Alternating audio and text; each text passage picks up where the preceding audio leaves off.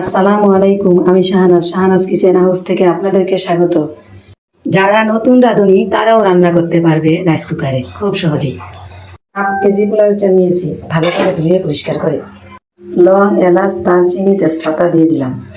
পেঁয়াজ কুচি, লবণ, 1 টেবিল চামচ আদা বাটা, 1 টেবিল চামচ রসুন বাটা, 1 কাপ দই।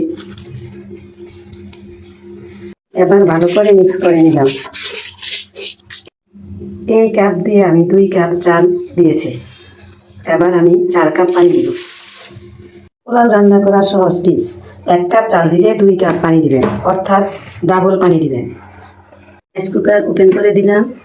10 মিনিট পর চলে আসবো। 10 মিনিট পর চলে আসলাম। কত সুন্দর হয়েছে। এবার ঘি দিয়ে উঠিয়ে ফেলবো।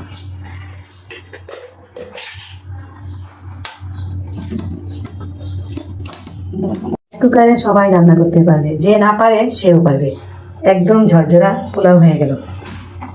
এই ভিডিওটি ভালো লাগলে লাইক, কমেন্ট, শেয়ার করে দিবেন। যারা পেজে দেখছেন তারা ফলো করে দিবেন, আর ইউটিউবে যারা দেখবেন তারা সাবস্ক্রাইব করে দিবেন। এত সময় ধরে কষ্ট করে দেখার জন্য আপনাদেরকে অসংখ্য ধন্যবাদ।